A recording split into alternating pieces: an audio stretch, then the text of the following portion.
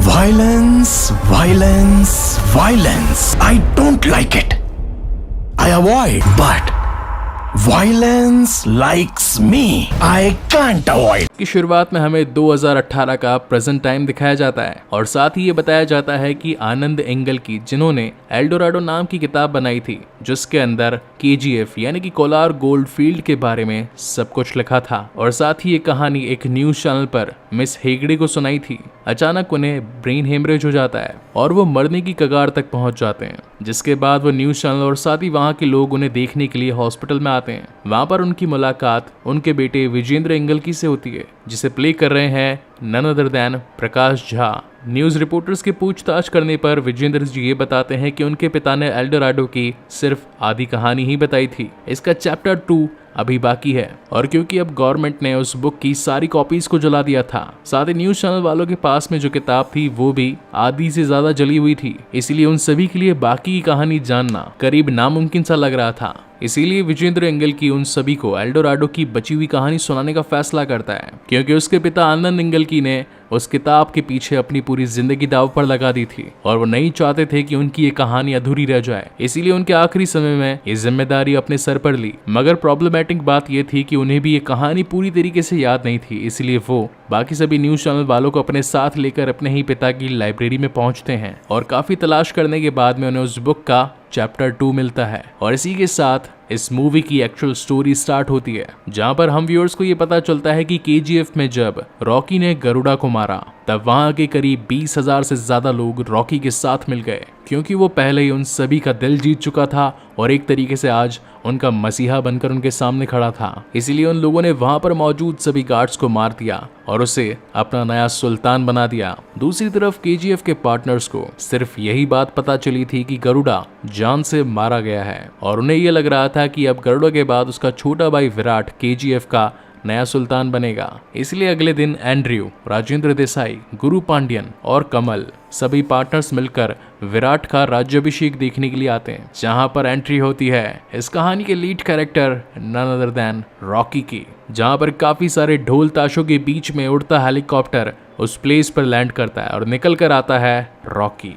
ये सब देखकर उनके पैरों तले जमीन खिसक जाती है, क्योंकि उन्हें तो ये लग रहा था कि KGF का आने वाला नया किंग विराट होगा। मगर अपने सामने रॉकी को देखकर वो सभी परेशान हो जाते हैं, क्योंकि विराट को तो रॉकी ने पहले ही मार डाला था ताकि वो उसके खिलाफ कभी आवाज ना उठा सके। अब क्योंकि यहाँ पर रॉकी उन सभी का बॉस बना बैठा था, तो इस वजह से कमल को काफी ज्यादा गुस्सा आता है और वो उसे खरी खोटी सुनाता है और कहता है कि क्या रोड का कोई भी चल कर आकर हमारा बॉस बन जाएगा? अगर तुझे याद नहीं तो तुझे सड़क से उठाकर लाए थे हम, क्या औकात थी तेरी? और अब तो रॉकी ने जबरदस्ती राजेंद्र देसाई की बेटी यानी कि रियाना को वहां पर बुलवा लिया था। इस वजह से कमल का गुस्सा तो 7वें आसमान पर था और वो उसके खिलाफ नारेबाजी करने लगता है, उसे गालियां देने लगता है। मगर इतने में ही रॉकी की बंदूक चल जाती है और बेचारा कमल वहीं पर धाराशायी। मीनवाइल सीन शिफ्ट होता है KGF में, जहाँ पर अब रॉकी के बॉस बन जाने की वजह से वहाँ के लोग उससे काफी खुश थे, क्योंकि वो उन्हें जरूरती चीजें जैसे कि रोटी, कपड़ा, मकान और दवाई सब कुछ प्रोवाइड करवा रहा था। और अब रॉकी ने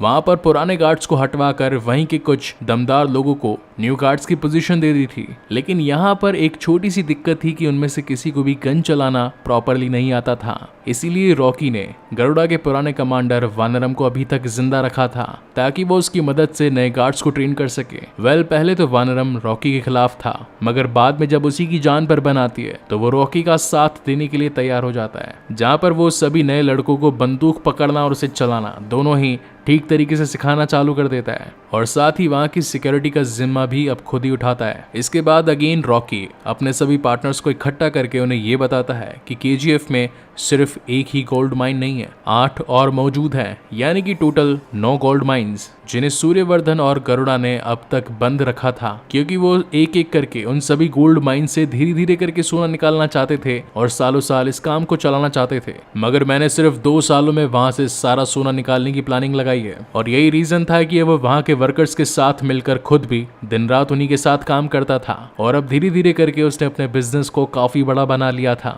वहीं सीन शिफ्ट होता है इस कहानी के लीड विलन संजय दत्त यानी कि अधीरा पर, जिसके बारे में ये बातें थी कि वो मर चुका है। मगर वो तो सिर्फ सही वक्त का इंतजार कर रहा था, क्योंकि अधीरा को ये पता चल चुका था कि गरुड़ अब उसके रास्ते से हट चुका है और अब पूरी गोल्ड माइंस पर किसी एक नए आदमी का हाथ है। इस बात को तो अधीरा बिल्कुल सहन नहीं कर पाता और निकल पड़ता है उस नए शख्स को खत्म करने के लिए। जहाँ पर सीन शिफ्ट होता है केजीएफ के आउटपोस्ट पर और उस वक्त हमला करता है जिस वक्त सिक्योरिटी कम होती है। हालांकि एक लड़का उसे रोकने की काफी कोशिश करता है और बताता है कि रॉकी तुम्हें जिंदा नहीं छोड़ेगा, मगर अधीरा के सामने कौन ही टिक सकता था और अधीरा उसे वहीं पर जान से मार डालता है। मीनवाइल सीन शिफ्ट होता है केजीएफ के बाकी के पार्टनर्स पर, जहां पर एंड्रयूज राजेंद्र देसाई और बाकी लोगों को कहता है कि हमें हमारे रास्ते से रॉकी को हटाना होगा, मगर ऐसा करने के लिए उसे केजीएफ से बाहर लाना पड़ेगा और बाहर वो तभी आ सकता है जब रीना बाहर आएगी और रीना को बाहर लाने के लिए किसी एक इम्पोर्टेंट न्यूज का उस तक पहुंचना जरूरी है और इसीलिए जानबूझकर एंड्रयूज राजेंद्र देसाई को वहीं पर खत्म कर देता है। और जब ये बात रीना तक पहुंचती है तो रीना अपने पिता के जान से मरने की खबर को सुनते ही उनके पास भागते हुए जाती है, मगर रीना तो रॉकी की कमजोरी थी, इसलिए रॉकी भी उसकी जान बचाने के लिए और कहीं उस पर कोई हमला न कर दे इसलिए उसके पीछे पीछे जाता है। रीना अपनी तेज कार से काफी आगे तक पहुंच चुकी थी, मगर तभी सामने उसे कुछ गुंडे दिखाई पड़ते हैं, मगर इस वक्त तक रॉकी भी अपनी तेज मस्टैंग के साथ में वहां पहुंच चुका था। ये सीन मुझे काफी हद तक फास्ट एंड फ्यूरियस जैसा लगा और अगर आप लोगों ने इस वक्त भी मेरी फास्ट एंड फ्यूरियस सीरीज को नहीं देखा तो उसका टोटल 11 मूवीज का प्लेलिस्ट का लिंक भी आपको इस वीडियो के डिस्क्रिप्शन में मिल जाएगा। यहाँ पर इन सभी के बीच में काफी बढ़िया कार चेजिंग सीन हमें दिखाया जाता है, जिसमें रॉकी पर काफी दमदार गोलियां बरसाई जाती है, मगर उसकी बख्तरबंद मस्टैंग जिसका नंबर था 8055 लुकिंग लाइक बॉस उन सभी को धूल चटाते हुए आगे बढ़ रही थी। यहाँ पर बेसिकली ये सारे लोग इस वक्त अधीरा से मिल चुके थे और ये सभी रीना को चारा बनाकर रॉकी को अधीरा के पास ले आते हैं। फिर आता है यहाँ पर इस मूवी का one of the best fighting scene, जहाँ पर अकेला रॉकी उन सभी गुंडों की दमादम पेलम पिलाई कर देता है, मगर अब वो अधीरा के इलाके में आ चुका था और तब अधीरा उसे अपनी एक लॉन्ग स्नाइपर गन से गोली मार देता है, जिससे रॉकी वहीं घायल होकर गिर पड़ता है, मगर अधीरा उसे उस वक्त जान से नहीं मारता और कहता है कि वो उसे अभी अपनी पावर दिखाना चाहता है कि वो कितना दमदार है। उसका मकसद था केजीएफ के लोगों को खौफ में डालना, क्योंकि वो लोग ही थे जो कि इस वक्त तक रॉकी की ताकत बने फिर रहे थे। अगर रॉकी का हौसला टूट जाएगा तो उन लोगों का भी मनोबल गिर जाएगा, इसीलिए वो रॉकी को वहीं पर छोड़ देता है और केजीएफ के बाहर ही डेरा डाल देता है और साथ ही किसी को भी केजीएफ से अंदर या बाहर आने जाने नहीं देता। हालांकि ऐसा करने से केजीएफ वाला बिजनेस रुक जाता है। यहाँ पर सीन शिफ्ट होता है मुंबई में शेट्टी पर, जो कि अपनी पावर बढ़ाने के लिए दुबई के शेख इनायत खलील से हाथ मिला लेता है और वो रॉकी के मुंबई में रहने वाले सभी साथियों को जान से मारकर पूरा मुंबई का समुद्र तट अपने नाम कर लेता है, यानी कि वहाँ के गोल्ड का सारा काम अब शेट्टी देखने वाला था। इसी दौरान पार्लियामेंट के कई सारे नेता आपस में मिलकर गुरु पांड्यन की सरकार गिराने की कोशिश करते हैं। ये गुरु पांड्यन ही था जिसकी वजह से इतने सालों से केजीएफ पर किसी की नजर नहीं पड़ी थी, मगर अब चारों तरफ से केजीएफ पर हमला हो रहा था, कोई भी जगह बाकी नहीं बची थी। दूसरी तरफ रॉकी की तबीयत भी काफी नासाज थी, मगर कुछ ही टाइम में जब वो अपने आप की हालत को थोड़ा बहुत सही कर लेता है तो काफी सारा पैसा और रीना को अपने साथ में लेकर हेलीकॉप्टर में से केजीएफ से निकल जाता है। पहले तो लोगों को लगता है कि रॉकी हमारा साथ छोड़कर यहाँ से भाग रहा है, मगर रॉकी का तो कुछ और ही प्लान था। जिसके बाद वो पहुंचता है दुबई में और मुलाकात करता है उसी की अपोजिशन पार्टी यानी कि इनायत खलील से और उसके सामने एक बिजनेस प्रपोजल रखता है। पहले तो इनायत खलील बिजनेस के लिए इनकार करता है, क्योंकि उसने अब शेट्टी के साथ हाथ मिला लिया था, मगर रॉकी ने दुबई जाने से पहले ही अपनी खुफिया आदमियों की मदद से शेट्टी को पूरी तरीके से मिट्टी में मिला देने की तैयारी कर ली थी और जब तक रॉकी दुबई पहुंचा था तब तक उसके लोगों ने शेट्टी को पूरा बर्बाद कर दिया था। और अब जब सारी बातें इनायत खलील के सामने क्लियर थी कि रॉकी ने पश्चिमी तट को अपने अंडर कर लिया है, तो वो उसके साथ डील करने के लिए तैयार हो जाता है, जिसके बदले रॉकी इनायत खलील से काफी सारी AK-47 गन्स खरीद लेता है, क्योंकि अब तक उनके पास सिर्फ 1 by 1 लोड करने वाली गन्स ही थी और अगर दुश्मन बड़ा होगा तो हथियार भी उन्हें मारने के लिए बड़े चाहिए। जिसके बाद इंडिया पहुंचने पर रॉकी अधीरा के सामने खड़ा होता है और अब अपनी नई गन्स की मदद से वो केजीएफ के बाहर बैठे अधीरा के सारे लोगों को भून कर रख देता है। करीब 2 दर्जन से ज्यादा ट्रक्स को लेकर रॉकी उसके सामने खड़ा था, जिसके अंदर सैकड़ों लोग AK-47 लेकर खड़े थे और एक काफी लंबी चलने वाली गोलीबारी के बाद में अधीरा के काफी सारे लोग मारे जाते हैं और फाइनली अधीरा भी उस गोलीबारी में घायल हो जाता है। और वहीं पर आता है इस मूवी का legendary dialogue, violence violence violence I don't like it, I avoid, but violence likes me, I can't avoid it. अब यहाँ पर रॉकी अधीरा की जान बख्श देता है, क्योंकि एक बार उसने भी रॉकी की जान बख्शी थी। फिर रॉकी मुंबई जाकर शेट्टी को अपने हाथों से मारता है और पार्लियामेंट के सभी नेताओं को धमकाकर गुरु पांड्यन की सरकार बचा लेता है। इन सभी के बीच यहाँ पर एक लव स्टोरी भी दिखाई जाती है, जहाँ पर अब रीना रॉकी के लिए और ज्यादा डेडिकेट हो जाती है और अब इन दोनों की ही दूरियां कहीं ना कहीं नजदीकियों में बढ़ती नजर आती है और अब फाइनली ये दोनों शादी कर लेते हैं। फिर 1978 से लेकर 1981 तक सिर्फ 3 सालों में रॉकी ने केजीएफ का पूरा नक्शा बदल दिया। उसने वहां की आधी से ज्यादा जगह को एक मॉडर्न इंडस्ट्री में बदल दिया और बाकी जगह को एक खूबसूरत शहर बना दिया, ताकि वहां पर रहने वाले लोगों को जरूरती सामान जैसे कि रोटी, कपड़ा, मकान और दवाइयां प्रॉपर टाइम और प्रॉपर वे में मिले। और साथ ही इन 3 सालों में उसने लगभग वहां का करीब सारा सोना निकाल लिया था। मगर फिर उसी साल गुरु पांड्यन की सरकार गिर जाती है और उसकी जगह एक न्यू पीएम आती है जिसका नाम था रेमिका सेन, और उन्हें जुर्म और गैर कानूनी बातों पर काफी ज्यादा गुस्सा आता था। उनका मकसद था इस पूरे देश से ये दोनों ही चीजें 100% खत्म कर देना। उनके सीएम बनने से इस कहानी के एक और कैरेक्टर राघवन को काफी खुशी होती है, क्योंकि वो कई सालों से केजीएफ की इन्वेस्टिगेशन कर रहा था, मगर गुरु पांड्यन के होते ऐसा करना बहुत मुश्किल था। मगर रेमिका सेन के आ जाने के बाद में उसे पूरे अकॉर्ड मिल जाते हैं। जब भी वो उसके खिलाफ जाता तो कहीं ना कहीं गुरु पांड्यन के लोग उस पर अगेंस्ट हमला कर देते, मगर इस बार सारी सिचुएशन उसके अंडर कंट्रोल में थी। इसीलिए वो जाकर रेमिका सेन से मिलता है और उन्हें बताता है कि वहां पर किस तरीके की इलीगल माइनिंग और रॉकी का एक अल्टीमेट किंगडम चल रहा है। इन सारी बातों को जान लेने के बाद तो रेमिका सेन उसके साथ हाथ मिलाकर पूरे देश में रॉकी के जितने चल रहे कारखाने, उसके गोदाम और जितना भी इलीगल बिजनेस चल रहा था उन सभी पर छापे मारने के ऑर्डर्स पास करवा देती है। मगर रॉकी की खबरी पूरे देश में फैले हुए थे, इसीलिए सीबीआई के छापा मारने के बावजूद भी उन्हें कहीं पर कोई खबर या फिर कोई सबूत नहीं मिलते। मगर बैंगलोर में उन्हें एक गोदाम में एक छोटा सा सोने का बिस्किट मिल जाता है और यही सबूत काफी था रॉकी को पुलिस में पकड़वाने के लिए।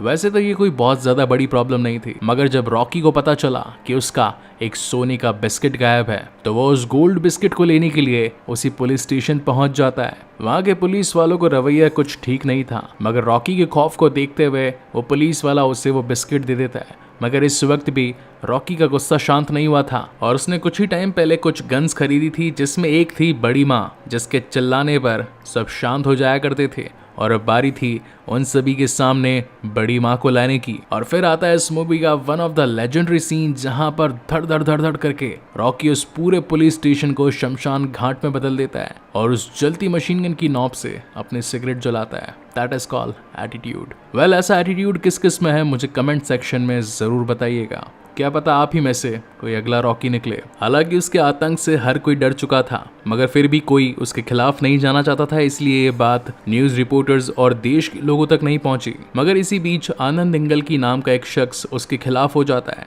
और वो उसकी सच्चाई पूरे देश में लाना चाहता था, इसीलिए वो चुपके से केजीएफ में घुस जाता है। जिसके बाद वहां के गार्ड्स तो काफी होशियार थे और वो उसे पकड़कर सीधा रॉकी के सामने ले आते हैं। मगर रॉकी आनंद इंगल की को मारने की बजाय उसके ईमानदारी और हिम्मत की प्रशंसा करता है और कहता है कि तुम जैसे हिम्मती लोग ही इस देश को चलाने का जिगरा रखते हैं, मांगो क्या मांगते हो। जिसके बाद वो कहता है कि मैं आपके बारे में लोगों को बताना चाहता हूँ। तो उल्टा रॉकी खुद उसे पेन और पेपर देता है और उसके बाद उसे अपने केजीएफ का पूरा दौरा करवाता है, हर एक छोटी से छोटी बात उसे बताता है। मगर इतने टाइम तक उसके साथ रहने के बाद आनंद इंगल की को ये बात पता चलती है कि रॉकी एक क्रिमिनल होने के साथ साथ एक अच्छा इंसान भी है, जिसने अगर गोल्ड की इलीगल स्मगलिंग की है तो साथ ही कई सारे लोगों को जीने का सहारा भी दिया है, जिससे आज उनके घर में चूल्हे जल रहे हैं। मीनवाइल हम देख पाते हैं कि राघवन को रॉकी के खिलाफ कई सारे सबूत और इलीगल स्मगलिंग की कुछ डिटेल्स मिल जाती हैं, जिसे जाकर वो रेमिका सेन तक पहुंचाता है। अब रेमिका सेन उसे अरेस्ट करवाने के लिए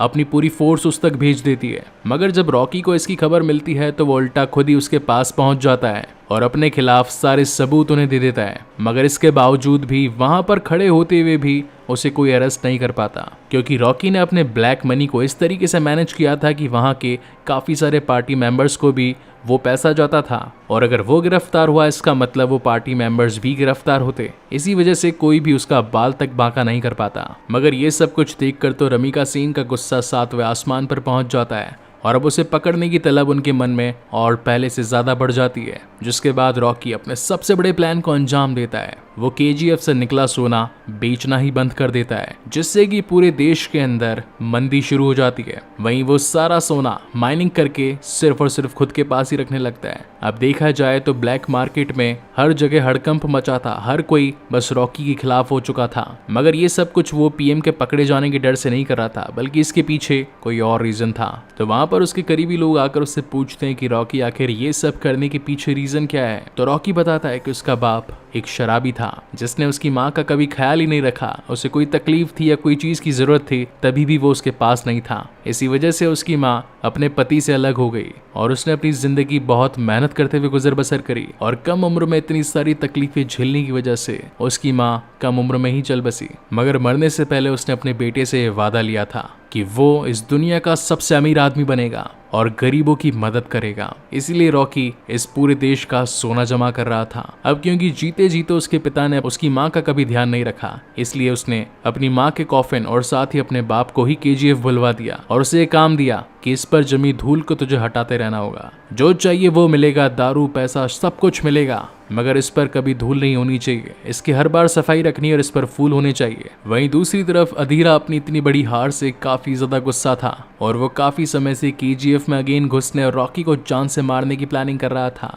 मगर प्रॉब्लमेटिक बात यह थी कि केजीएफ में जाने के सारे रास्ते रॉकी की तरफ से बंद कर दिए गए थे। तो अब अधीरा जाता तो कहां से जाता, इसलिए उसने अपने सारे आदमियों को एक और छुपी माइन के बारे में ढूंढने में लगा दिया था ताकि वो अंदर तक पहुंच सके। तभी वहां पर एंड्रयूज पहुंचता है और अगेन उसकी मदद करता है एक ऐसी सुरंग तक जाने के लिए जो कि सीधा केजीएफ के आउटपोस्ट 3 पर खुलती थी।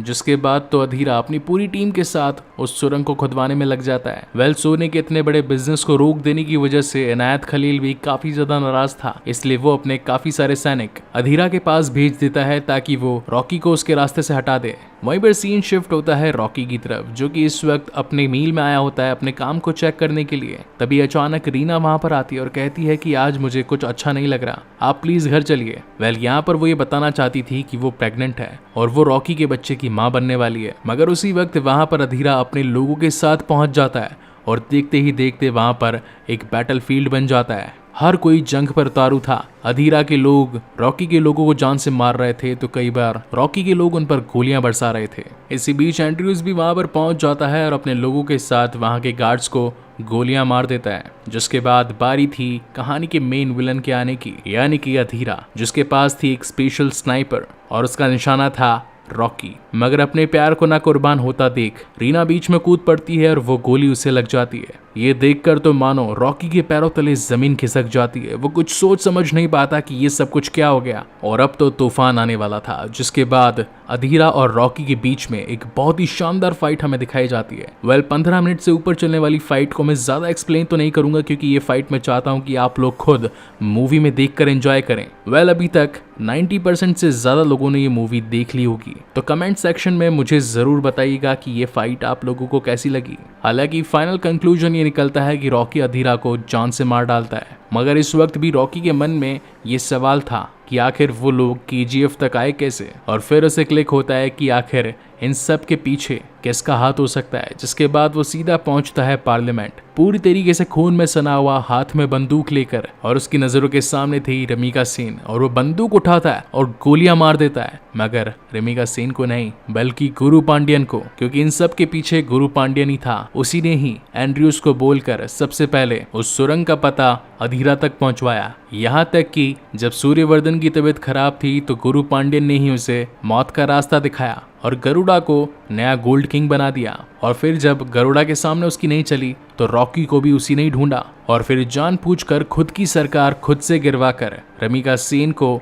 नया पीएम बनवा दिया ताकि वो रॉकी को खत्म कर दे। ये सब कुछ देखकर रमिका सेन काफी दंग रह जाती है क्योंकि उसके सामने ही रॉकी ने गुरु पांडियन को भून कर रख दिया था। हालांकि पहले तो वो सिर्फ और सिर्फ रॉकी को पकड़ना ही चाहती थी, मगर इस कांड के बाद तो उसने ये डिसाइड कर लिया था कि वो रॉकी को कड़ी से कड़ी सजा देगी और फिर उसके खिलाफ एक डेथ वारंट साइन हो जाता है जो कि हमने चैप्टर 1 की स्टार्टिंग में देखा था। वेल रॉकी को ये बात पता थी कि एक ना एक दिन ऐसी नौबत जरूर आएगी, इसलिए उसने पहले से ही अपने यहाँ पर काम करने वाले करीब 20,000 से ज्यादा लोगों को एक ऐसे प्लेस पर शिफ्ट कर दिया है जहाँ पर उसने पहले से ही एक नया शहर बनाकर रखा था। और जब इंडियन आर्मी KGF में एंटर करने लगती है तब वहाँ पर रहने वाले सभी लोग KGF से निकलकर उस नए शहर में जाकर बसना शुरू कर देते हैं। और जब आर्मी वाले KGF में तलाशी लेना शुरू करते हैं तो ना तो उन्हें रॉकी मिलता है और ना ही वहां पर मौजूद सोना, क्योंकि उनके वहां पर पहुंचने से पहले ही चालाक रॉकी KGF का सारा सोना एक शिप में लेकर इंडियन ओशन की ओर निकल चुका था। रॉकी अपना सारा सोना गवर्नमेंट के हाथों नहीं लगने देना चाहता था, इसलिए वो उस पूरे सोने को बड़े बड़े कंटेनर्स में डालकर एक शिप में भरी बरसात में बस आगे जा रहा था। और उसकी माँ से उसने एक वादा किया था कि वो दुनिया का सारा सोना उसे ला कर देगा, इसलिए वो वहीं पर खड़ा खड़ा एक बाटली पूरी पीकर इंडियन नेवी को कॉल कर देता है कि वो सारा सोना पानी में डुबाने जा रहा है। अब कहीं वो उस सोने को पानी में गिरा ना दे, इसलिए सारी फोर्स उसे पकड़ने के लिए पहुंचती है। मगर रमीका सेन को इस वक्त तक सिर्फ और सिर्फ नाकामी ही हाथ लगी थी, इसलिए वो उस शिप पर बॉम्ब गिराने के ऑर्डर्स पास कर देती है, जहां एक तरफ तो पूरा KGF तबाह हो जाता है और वहीं दूसरी मिसाइल आकर रॉकी के शिप पर गिरती है और सारा सोना प्लस रॉकी इंडियन ओशन के बीच गिर जाता है। और उस समुद्र में सब कुछ डूब जाने के बाद में सब कुछ खत्म हो चुका था। फिर रॉकी की मौत के बाद में आनंद एंगल की उसकी लाइफ पर एक किताब लिखने के बारे में सोचता है, जो कि थी एल्डोराडो। मगर क्योंकि रमीका सेन ने ये ऑर्डर्स पास कर दिए थे कि इतिहास में कभी भी रॉकी का नाम नहीं लिया जाएगा, इसलिए जब बाद में आनंद एंगल की ये एल्डोराडो बुक पब्लिश होती है तो गवर्नमेंट उसकी सारी कॉपीज को जलवा देती है। और इसी के साथ ये मूवी यहीं पर खत्म होती है। अब यहाँ पर इस मूवी से रिलेटेड 2 एंड क्रेडिट सीन है, एक तो है मिड क्रेडिट और एक है पोस्ट क्रेडिट। जिसके मिड क्रेडिट सीन में हम ये देख पाते हैं कि इस पूरे हादसे के जस्ट 3 महीने पहले US का एक एजेंट आकर रमीका सेन से मिलता है और एक फाइल देकर बताता है कि रॉकी ने 1978 से लेकर 1981 तक US और साथ ही 16 अलग देशों में बहुत ज्यादा क्राइम्स किए हैं। जहां पर रमीका सेन उस फाइल को उठाकर उसे पढ़ना स्टार्ट करती है, जिसमें लिखा गया था रॉकी के द्वारा किए गए दूसरे देश में क्राइम्स के बारे में। फिर आता है इस मूवी का पोस्ट क्रेडिट सीन, जहां पर हम देखते हैं कि प्रेजेंट टाइम 2018 में उस चाय वाले भाई को आनंद एंगल की के द्वारा लिखा गया चैप्टर 3 मिल जाता है। इसका मतलब यह है कि रॉकी की कहानी अभी तक पूरी नहीं हुई है। ऐसे भी कई सारे राज है जो कि हमारे सामने खुलना बाकी है। और इसी तगड़े सस्पेंस के साथ में ये शानदार मूवी यहीं पर खत्म होती है।